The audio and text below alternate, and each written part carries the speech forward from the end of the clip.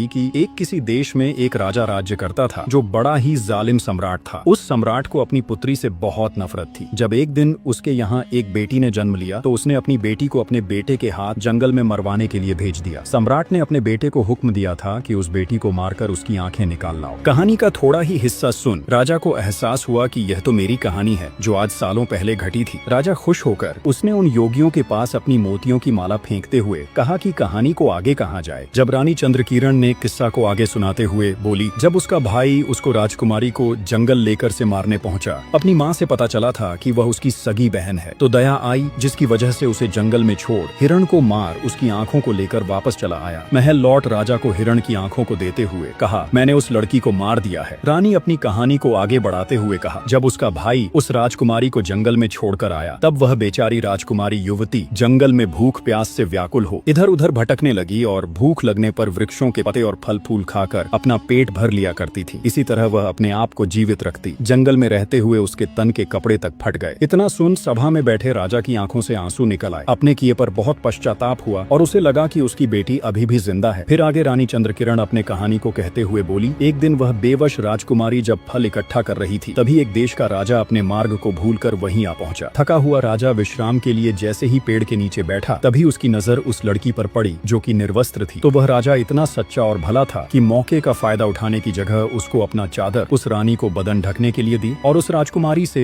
विधि विधान से विवाह भी किया। जो राजकुमारी युवती जंगलों की कटीली झाड़ियों में जीवन काट रही थी उसको अपने महल की रानी बनाई। इतनी कहानी सुन दरबार में बैठे सभी के मन में उत्सुकता बढ़ने लगी कि राजकुमारी रानी बनने के बाद आगे उसके जीवन में क्या हुआ। वह रानी चंद्रकिरण ने कहानी आगे कहते हुए कहा कि उस जंगली राजकुमारी की विवाह होने के कुछ ही वर्षों बाद एक पुत्र और एक पुत्री को जन्म दिया। उस राजा को उस रानी के बारे में जानने की इच्छा कई बार हुई लेकिन रानी ने कोई न कोई बहाना करके टाल देती। लेकिन एक दिन ऐसा आया कि जब रानी अपने साथ बीते हुए दुख भरी दिनों को राजा को कह सुनाया। यह सुन उस रानी का राजा बहुत दुखी हुआ। वह दिल का इतना अच्छा इंसान था कि यह जानकर कि उसकी पत्नी का पिता एक सम्राट है तो उसने उसे उसके पिता से मिलाने के लिए अगले दिन उसके पिता के घर पर जाने की तैयारी की। लेकिन उसने एक गलती कर दी। उसने अपनी पत्नी और बच्चों की सुरक्षा के लिए स्वयं ना जाकर अपने मंत्री और सेनापति को उसके साथ भेज दिया। यही उस राजा की सबसे बड़ी भूल थी। इधर दरबार में बैठे राजा आदित्य वर्मा और मंत्री सेनापति भी उस किस्से को बड़े ध्यान से सुन रहे थे। राजा आदित्य वर्मा सोचने लगे, ये तो मेरी जीवन की गाथा है, लेकिन वह मंत्री और सेनापति की बातें भी सोच रहे थे कि कैसे रानी अपने ही बच्चों की हत्या कर सकती है। उसका दिल नहीं मान रहा था। रानी अपने किस्से को आगे सुनाते हुए कहा कि उस राजा ने अपनी पत्नी और बच्चों को मंत्री और सेनापति के साथ भेज दिया। यात्रा लंबी थी और चलते चलते जब सूर्यास्त हुआ तो उन्होंने वहीं रुकने का फैसला किया। मंत्री ने अपना तंबू उस रानी के तंबू के बगल में लगाया। रानी ने इसका विरोध किया लेकिन मंत्री ने उसकी बात नहीं मानी। रात के समय मंत्री ने उस रानी के साथ दुष्कर्म करने की कोशिश की, जबकि उस रानी ने उस मंत्री के सामने बार बार हाथ जोड़ी, रोई और गिड़गिड़ाई और फिर भी काम में अंधे मंत्री ने एक ना सुनी और रानी बड़े के बेटे का सिर काट दिया। इस पर रानी ने अपना पतिव्रत धर्म बचाने के लिए मंत्री से बहाना बनाकर जंगल में भाग निकली। रात भर जंगल में बिताने के बाद वह जैसे तैसे अपने पतिव्रत धर्म को निभाती रही। जब अगले दिन वह अपने तंबू में वापस आई तो उसे अपने बेटे को मरा पाया। जैसे जैसे कहानी आगे बढ़ी मंत्री की स्थिति खराब होती गई। अब वह भी बहाना बनाकर सम्राट के दरबार से उठकर जाना चाहता था लेकिन सम्राट ने तुरंत उसे डांट कर बैठा दिया। तब रानी ने आगे कहानी सुनाने लगी और कहा, जब दूसरे दिन चलते चलते शाम हो गई फिर रास्ते में एक जगह तंबू लगाया गया तो उस रात सेनापति तंबू में घुसकर पत्नी के पास दुष्कर्म की इच्छाओं से पहुंचा। पत्नी ने उसे पहले ही खूब ललकार कर समझाया कि वह वहां से चला जाए लेकिन वह दुष्ट लौटने को तैयार नहीं हुआ। रानी ने उसे अपने पुत्री को सामने खड़ा करके कसम दी तो लेकिन सेनापति ने रानी के छोटी पुत्री का भी कत्ल कर दिया। वह गलत इरादे से रानी की तरफ बढ़ा लेकिन वह रानी किसी तरह अपनी जान बचाकर वहां से भाग निकली और नदी के पास गई और सोचा अब तो उसका सब कुछ खत्म हो गया है। कहा कि नदी के जल में बहते बहते वह जंगल के दूसरे किनारे पर दो योगियों के पास पहुंच गई। सन्यासियों ने रानी को अपनी पत्नी बनाना चाहा लेकिन उनके महान बुद्धिमान गुरु ने उन्हें यह पाप करने से रोक दिया। गुरुजी की बार बार समझाने पर दोनों सन्यासियों ने रानी को अपनी बहन के रूप में स्वीकार कर लिया। फिर वह भाई बहन उस सम्राट के पास किस्सा सुनाने के लिए जाने लगे। इतनी कहानी सुनाने के बाद रानी चंद्रकिरण ने पर्दा हटाकर अपने पिता सम्राट के सामने आकर खड़ी हो गई। अपनी कन्या को देखकर सम्राट बलभद्र सेन भी पहचान गए और अपनी पत्नी को देखकर राजा आदित्य वर्मा की आंखों में आंसू भर आए और राजा आदित्य वर्मा अत्यंत प्रसन्न हुए। लेकिन अपने पुत्रों की मृत्यु का दुख उन्हें भीतर से खाए जा रहा था। वह अपने दुख और पीड़ा पर काबू न कर पा रहे थे और तब राजा आदित्य वर्मा ने रानी चंद्रकिरण के पिता से क्षमा मांगते हुए कहा कि महाराज, मेरा मंत्री और सेनापति मेरे शत्रु हैं, इन्हें मैं स्वयं दंड देना चाहता हूँ, आप मुझे आज्ञा दीजिए। तब सम्राट बलभद्र सेन ने उनको आज्ञा दे दिया। राजा आदित्य वर्मा आज्ञा पाकर मंत्री और सेनापति का सिर काट डाला। उधर सम्राट बलभद्र सेन ने अपनी बेटी को सीने से लगा लिया और बार बार उससे अपने बुरे कर्म के लिए क्षमा मांगने लगा। रानी ने अपने पिता को क्षमा कर दिया। इस प्रकार रानी अपने पति राजा आदित्य वर्मा के साथ कुछ दिन तक अपने पिता के घर पर रही और फिर उसके पिता ने बड़ी धूमधाम से उसकी विदाई की। राजा आदित्य वर्मा ने अपनी पत्नी को लेकर अपने नगर लौट आए और खुशी खुशी समय व्यतीत करने लगे। कुछ ही समय में रानी ने 2 बेटों को जन्म दिया और उनकी खोई हुई खुशी लौट आई। निष्कर्ष, यह कहानी केवल रानी चंद्रकिरण की नहीं बल्कि हर उस नारी की गाथा है जो जन्म से ही अस्वीकार की गई, छल और विश्वासघात का शिकार बनी, लेकिन फिर भी अपने सत्य, सतीत्व और धैर्य को कभी नहीं छोड़ा। अंधेरे जंगलों में, छल के महलों में और अपमान के तंबुओं में भी अपनी गरिमा को जीवित रखा। यह कथा बताती है कि जब दुनिया नारी की आबरू लूटने पर आमादा हो, जब अपने ही पति और पिता विश्वासघात करे, तब भी